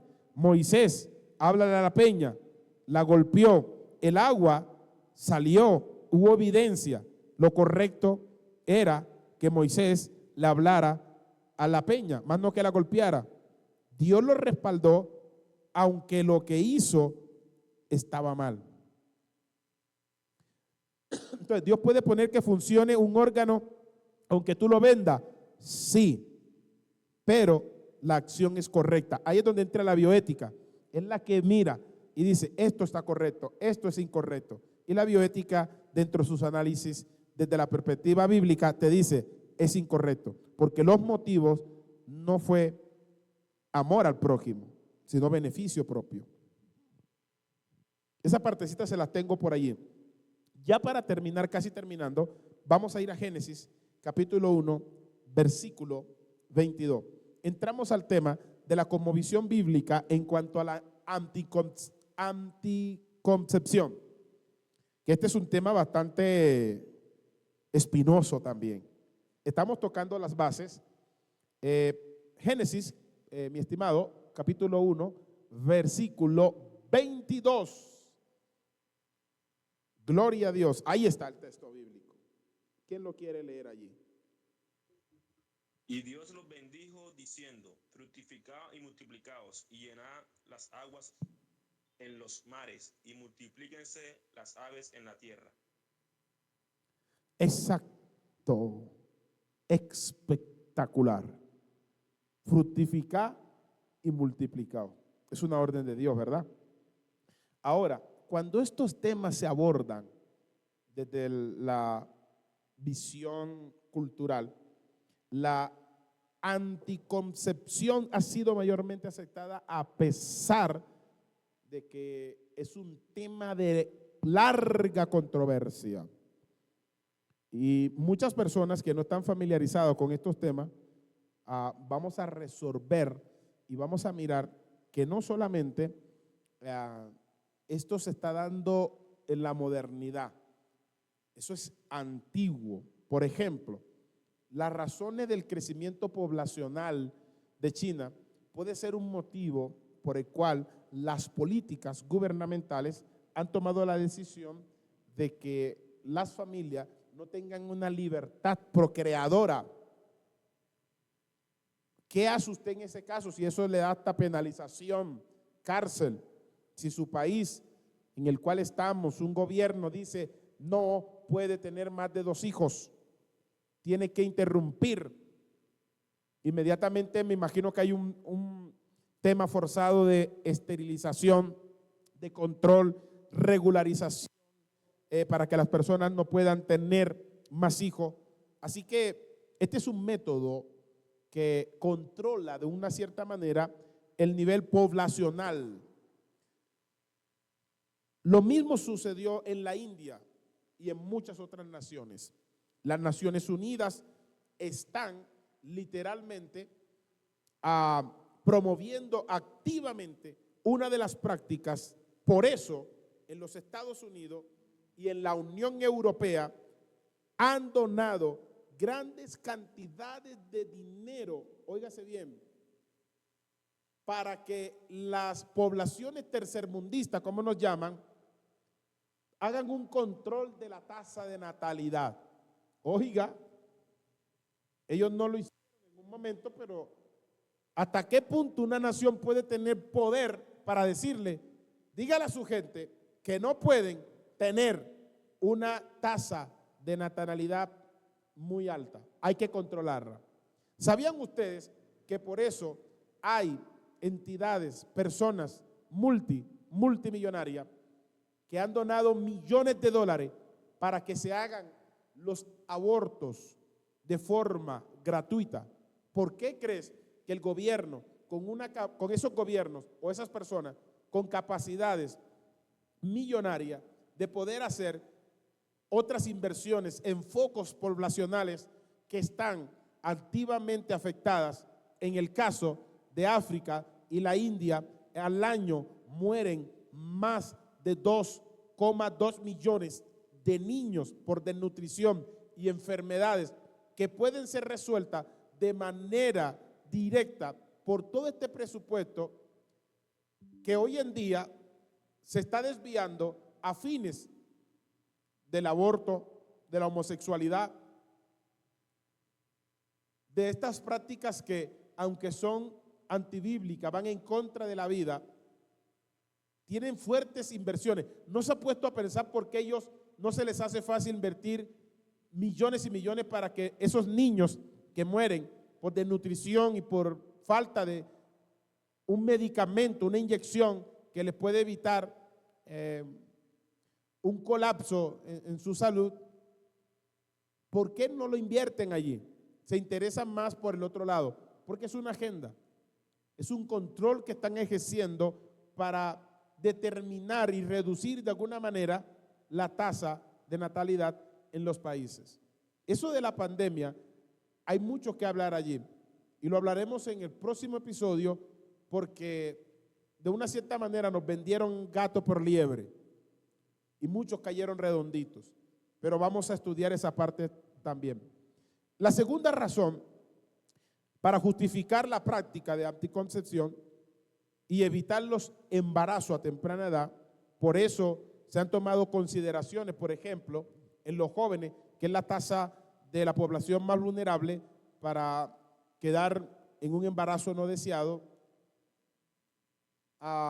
Se tomaron posiciones para que de alguna manera se controlara.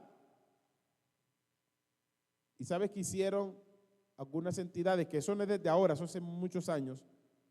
Dijeron, vamos a darle preservativos a los jóvenes en los colegios para que no puedan quedar embarazados. Con eso de una manera indirecta, estaban promoviendo la sexualidad libre. Esto es peligroso y se lo están dando a nuestros jóvenes en las escuelas.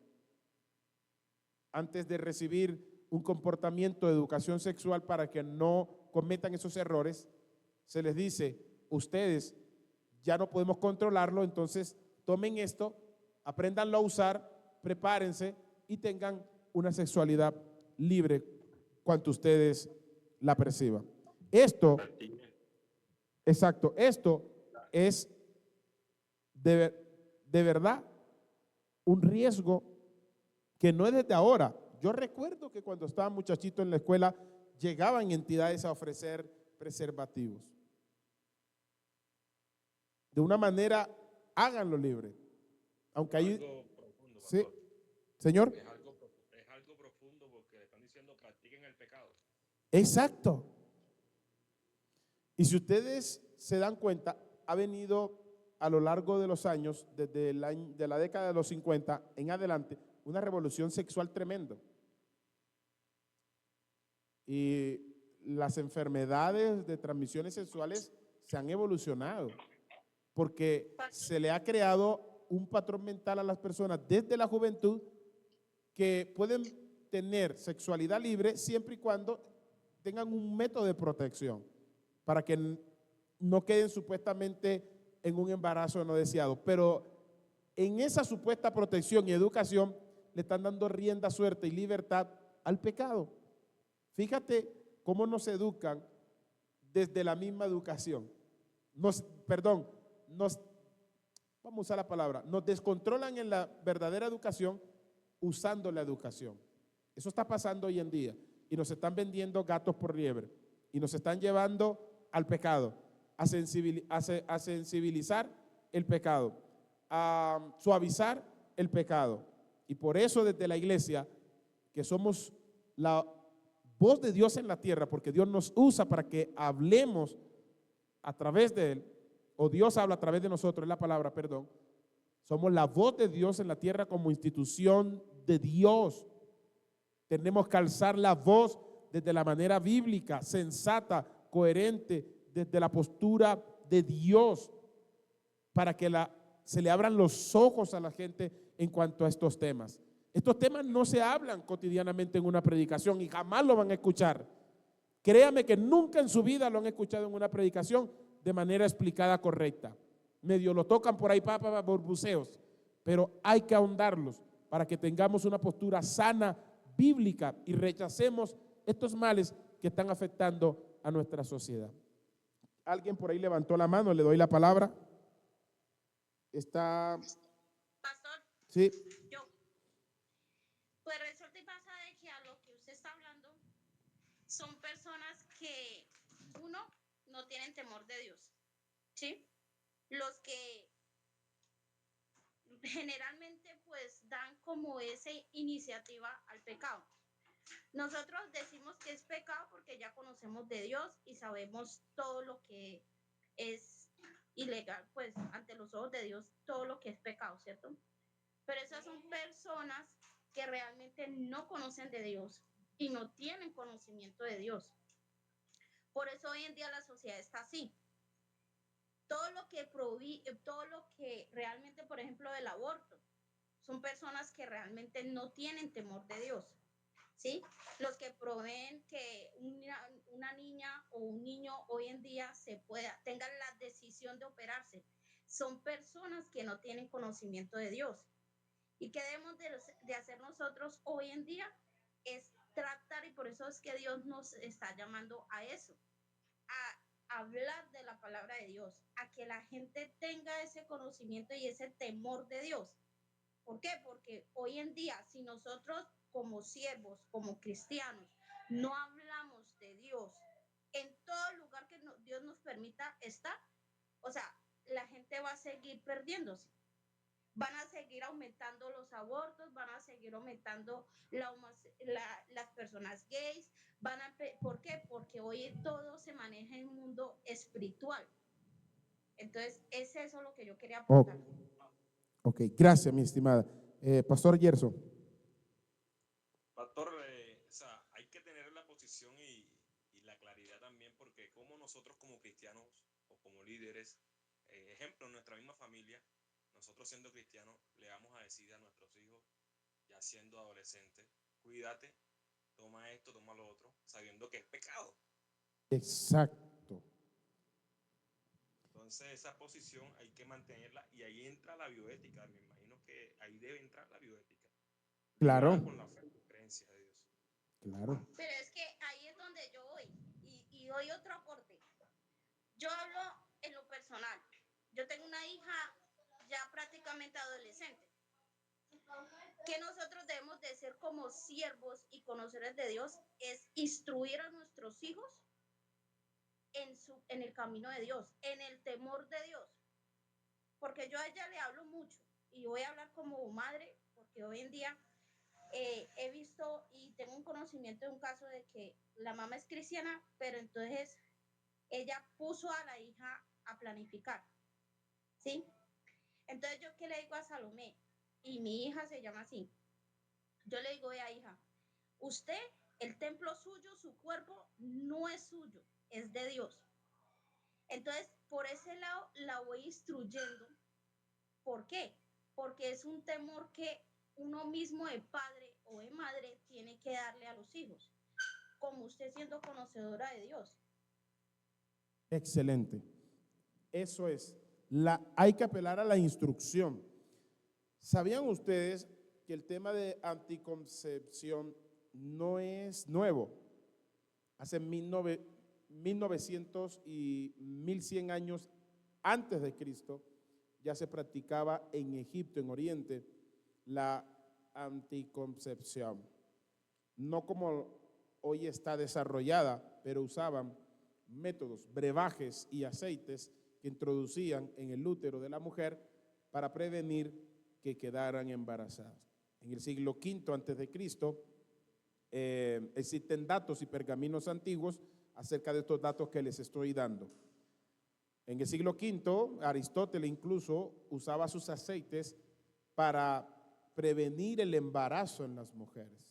O sea, el método anticonceptivo es un método antiguo, no es nuevo. Eso tiene una tendencia antigua.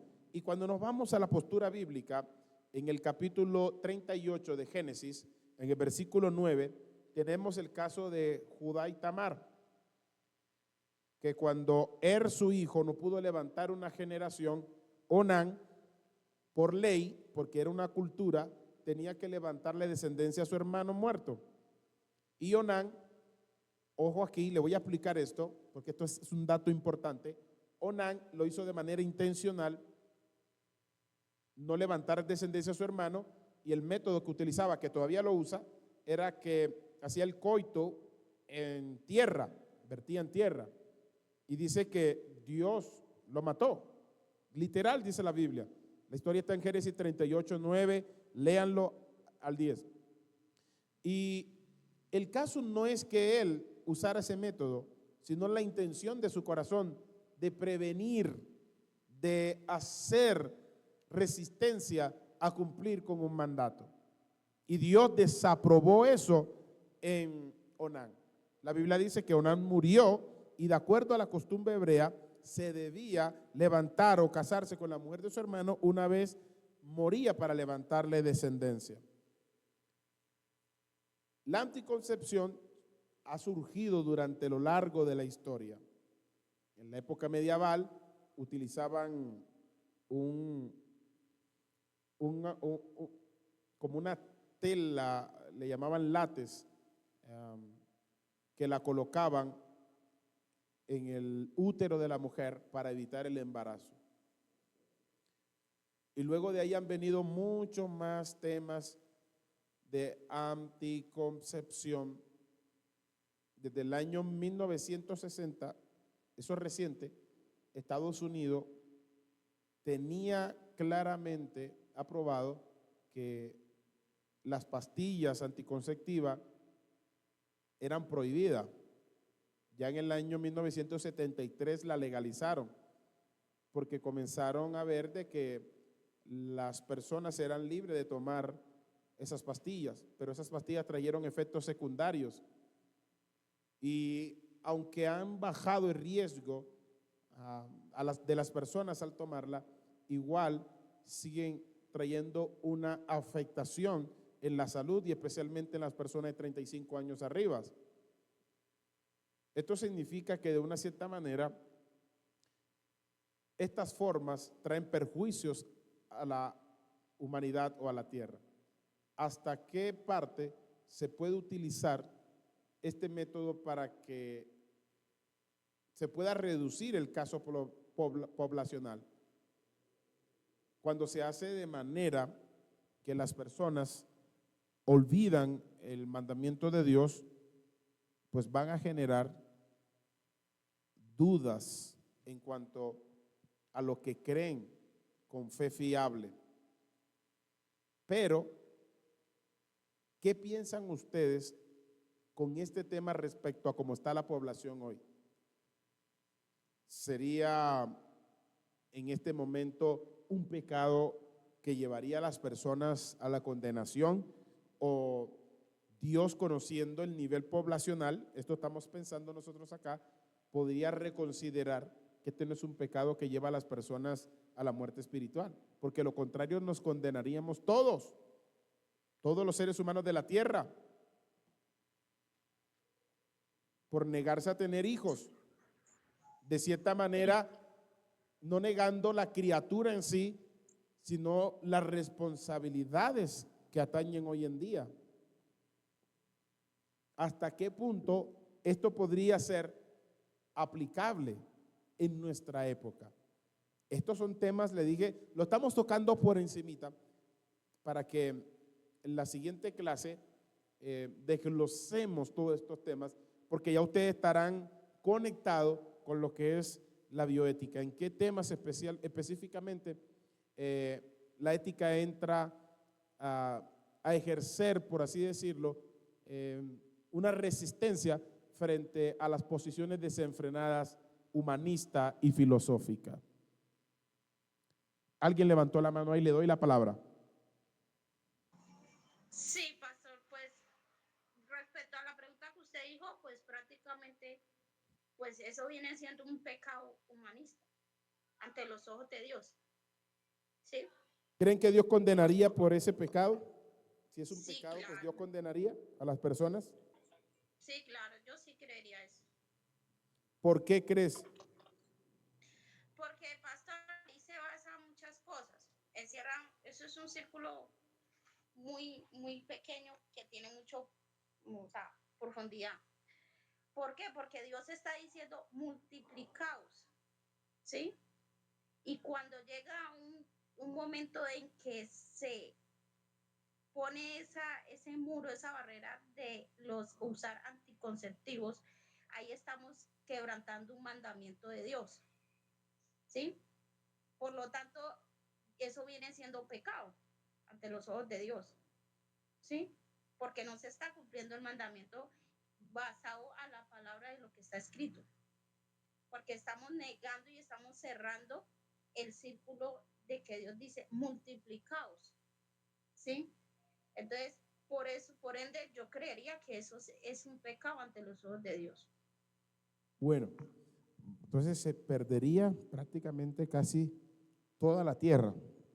Eso tendríamos que analizarlo desde un trasfondo histórico, cultural y bíblico para que pudiéramos comprenderlo a la manera soberana de Dios. ¿Por qué? Porque si nos vamos a que Dios dijo multiplíquense y fructificad, pero resulta que la población ha crecido tanto que hoy en día una familia no pasa de 2 o 3 personas que conformen la familia.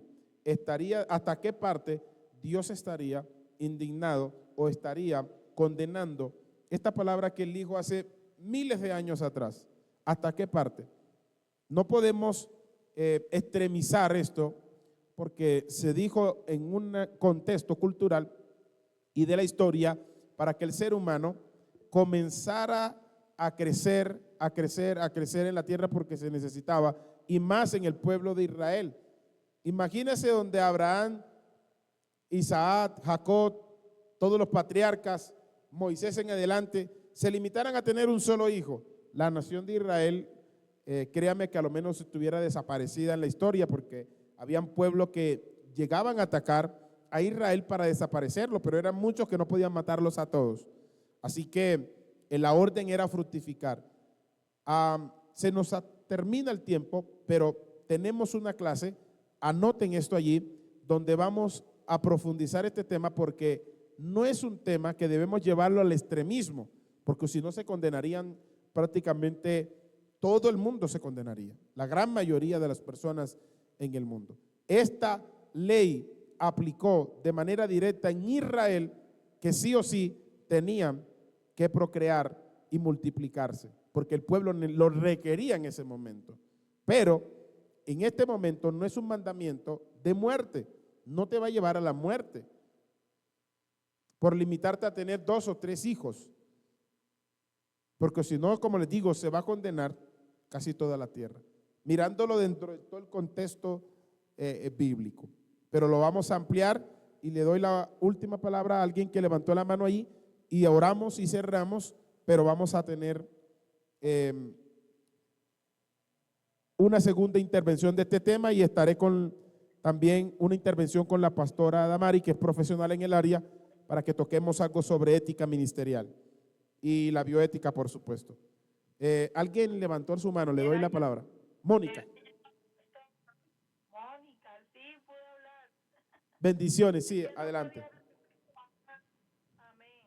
Pastor, es que, bueno, yo soy psicóloga y yo después le puedo decir pronto a los compañeros del grupo que dentro de la ética hay que mirar dos términos, que me imagino que los miraremos el otro sábado, lo que es la ética y lo que es la moral, que son dos cosas distintas.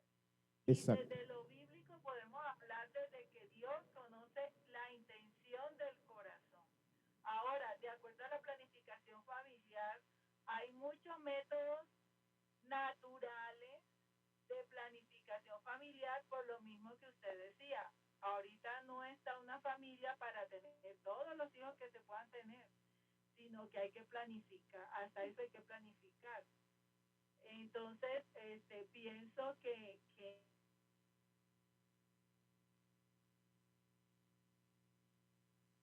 se le fue la voz. hay que no Ahí volvió. Ni pensar con, existen métodos médicos y naturales que no le echan químico al cuerpo para planificar. Ok, gracias. Vea, aquí tenemos profesionales en el área. Obviamente la bioética es un poco diferente a la ética ministerial. Y ya cuando entremos en ética ministerial, obviamente se va a entrar a explicar esa área, lo que dijo. Una cosa, la gente confunde que ética es lo mismo que moral. No, porque la moralidad es las acciones del hombre y la ética es lo que evalúa esas acciones y te dice qué es incorrecto, qué es correcto. Ese básicamente es una diferencia central entre la ética y la moral. Mis amados, vamos a hacer una oración, nos despedimos, aquí vamos también a iniciar ahorita un culto, pero de igual manera queremos a que ustedes sigan creciendo, avanzando en el pensamiento. Yo aquí estoy mirando el celular porque de aquí los puedo mirar a ustedes, pero esta es mi pantalla, la que está acá.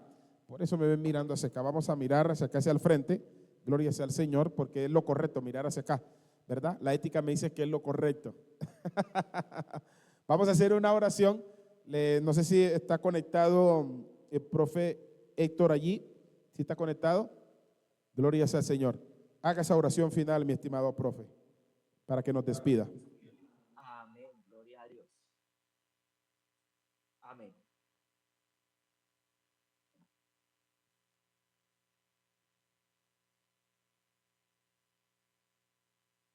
Amén, gloria a Dios. Amado Dios y Padre Celestial, Señor, en esta noche te damos gracias, Señor, por tu infinita misericordia para con nosotros, porque tú hoy has derramado espíritu de sabiduría e inteligencia para que sepamos vivir conforme a tu espíritu, Señor, porque como buen Padre tú nos guías a lo correcto ante ti, Señor. De la misma manera te pido, Señor, que esa palabra de hoy, Señor, quede en nuestra mente y nuestro corazón, Señor, y que abras nuestro entendimiento y espíritu de consejo, Señor, sea sobre cada uno de los que hoy están en clase y de los que de aquí en adelante verán esta clase en el canal, Señor, y que sus ojos sean abiertos a la verdad, no a la verdad mía, no a la verdad del maestro, sino a la verdad de tu palabra, porque tú nos dijiste, Señor, tú eres la verdad y tú eres la vida.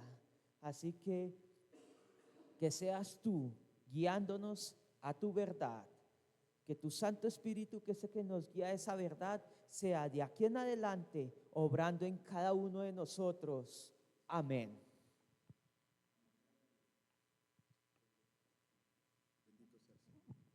Le damos gracias a Dios. Así que, amados, Dios les bendiga. Vamos a hacer una clase especial para el otro sábado. Podemos invitar a más personas con tal de que se enamoren del diplomado y entren a estudiar y se capaciten. Les bendigo, les deseo lo mejor. Que Dios les bendiga de una manera especial. Shalom. Saludos.